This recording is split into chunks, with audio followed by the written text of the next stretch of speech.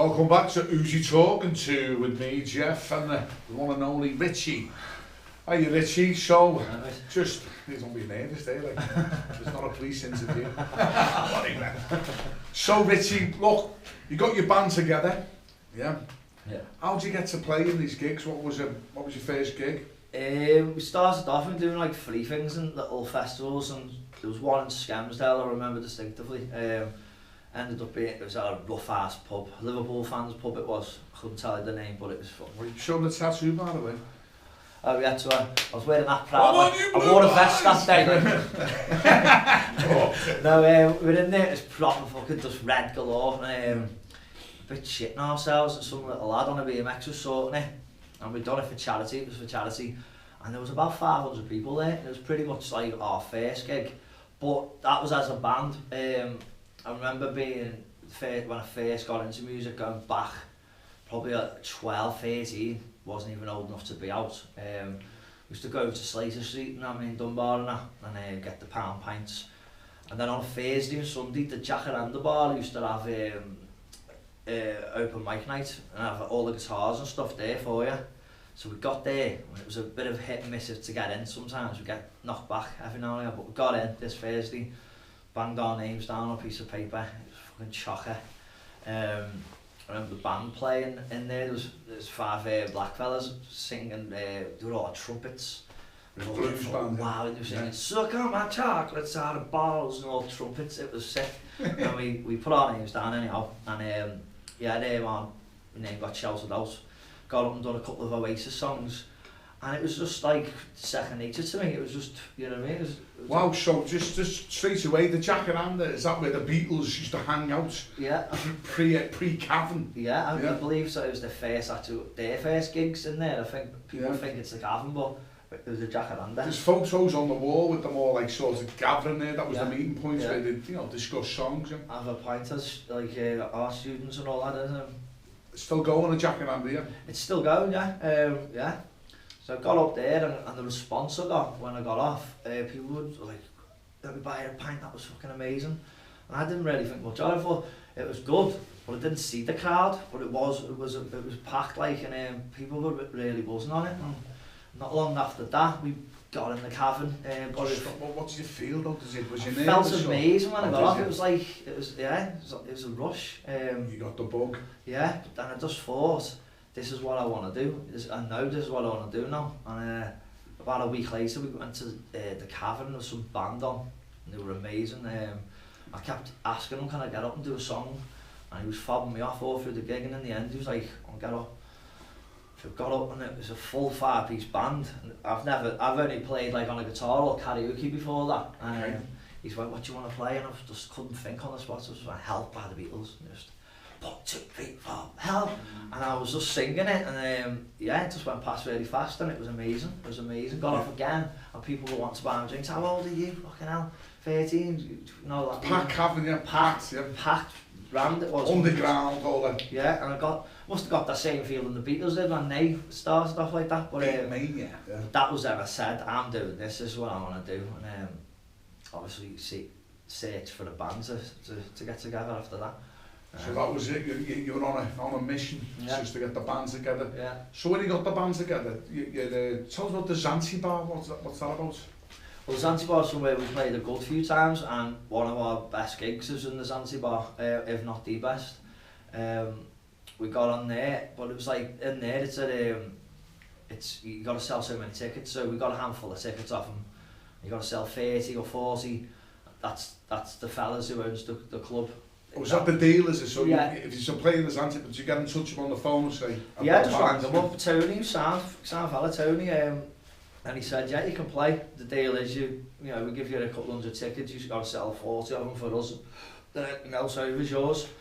So me being me, I just got on the computer and got loads of flyers, just hundreds of them, cost a few quid to get them done, and CDs of little tracks of ours, and we flew out around Liverpool for 2 days before it, giving them to everybody. The mock beggars are on the Zanzibar? On Saturday, yeah. And then on the actual day, you go in for your sound check at 1 o'clock in the day, and then come back at 10 to play. In that time, I was around Liverpool giving them flyers out. And as I say, loads of family and that come, but at the end of the night we got a big wad of money. It was great because we do, you know what I mean? Never done it before like that and made money. But yeah, it paid off. They get stamped when they come in, who you come to see, and obviously the Mock Beggars, and there was other bands on as well. Wow. So yeah, we got about 150, 200 fans for us alone, and then there was another couple hundred in there. So it was a really rammed, good atmosphere and amazing sound. I remember thinking, oh, these mics are good and these amps are good. And then when we played, it was spot on. It was spot on. Just a quick one there, because it's getting close now, and on Facebook, one of my good friends used to play there, John Curry, he used to play with the Inventors, and he said that's a part of like Liverpool culture being taken away, because up and coming bands, that was what they wanted to go, you know. Yeah. It's like the hacienda of Manchester, if you get what I mean. Yeah. Bands would play there and then they'd get established, because you're getting people to come in, you know, was there any like agents to sign you up? The best night of the 3 times we played there, the one I've been talking about, Tony actually said, play good tonight, because there's people in here from record companies. So I was fucking going for trying my best, and we didn't get a deal. But we rocked the place and everyone was dancing. And there's videos on YouTube if you look of us playing live there. Yeah, it was great. We didn't get signed, but there was people there. They were all dancing. We were rocking out the Chuck Berry and loads of originals for the Oasis and Beatles. Yeah. But we had fun. That was the main thing about it. We had fun, and I've always done it for the crowd, me and the people liking the music. The moments, yeah. Yeah. But it's great. It was great. It's funny that, because Mr. Blobby made it #1. You know, where's the justice in that? No, is it? But as I say, it's sad they're meant to be knocking down partially studios as well, aren't they? Have closed as well, hasn't it? Get turned into apartments. What's the logic in that, like? Taking all the culture away from Liverpool. No doubt, but there's that many budding musicians like yourself and up and coming. Yeah. They'll find somewhere else to flourish. So Barfly's, that's still in Seal Street. Yeah, well. Played there and all, played the Barfly. And have you seen them live, by the way, in the Zanzibar? Have you been in the Zanzibar? Leave your comments below, because it's good to have a bit of feedback. Yeah.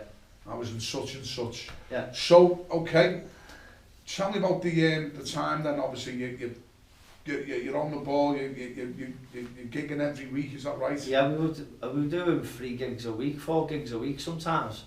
But we'd taken on, and I was, unfortunately, I had to sing, I had to write the songs, I had to drive us there, and I had to book us the gigs, do you know what I mean? So it was quite hard for me, but I still enjoyed it, like, funny enough. So we were playing when we first started around that time, the Zanzibar, we'd done a few gigs before Zanzibar, we were driving up to fucking Morecambe and Southport and playing in little boozers for 50 quid and a load of beer, do you know what I mean? I weren't arsed, I was just doing it for that. Rock and roll.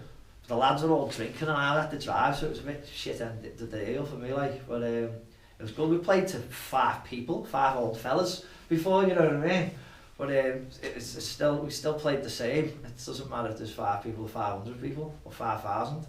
It's still a gig. But yeah, we played there, we played Manchester. Played all over Wirral, Merseyside, played West Kirby live a few times, that was good. Is that a festival in West Kirby? That's a festival, yeah. I think they've stopped it now, and it's going to be Oil Lake live, but that's not till next summer because of the current situation. I was trying to think, I played everywhere, played loads of... That's great. And have you seen Richie live, by the way? Again, leave your comments down below. We need feedback and likes and the thumbs up. Yeah. So obviously your career was going well with the music, you were making money. Yeah. Was there any arguments in bands? Because there's always arguments. Well, there's fucking band politics, yeah. My cousin was a bit of a little moaner and couldn't be told, like, do you know what I mean? Couldn't be told. Over one time on a sound check in the Zanzibar, you go in, don't you, go in a sound check, and then I think the idea is he's got a list of bands and he gets all your levels. So we'll go right, bass, and he'll get him on a 7 or whatever, and guitar, sing. We're all doing that. He gets to my cousin, the drummer, and he's like, kick drum, and he's going, kick drum, snare, and he's like that, snare, and I'm like, that fucking hit the snare, and he couldn't be told. He's like, that's how I do it. And the sound tech was amazing. He was like, what's up with him? I was like, But he couldn't get it into his head. Like, if he hits it low there and he puts them on 10, turns them up because he's hitting it low, and then later on the night he decides to whack it, it'll just fart and ruin it. But your drums will bleed. Yeah. But most drummers are weirdos, in my experience. Most musicians are really, but drummers. Yeah. But then obviously I was doing everything, and my girlfriend at the time, the kid's mum, she once decided she wanted to be a midwife, so I was doing the band thing, and then I had to do the school runs and all that, and mum actually goes to college, and it just got too much in the end. I was writing the songs, I was driving, like I say, I was booking the gigs, I was fucking paying everyone subs for jamming half the time, and I just got on my head, and then in the end I just went, fucking get out my band and that to everyone, and then I woke up in the morning, oh, I've got no band now. Band on the run, so stand by for part 3.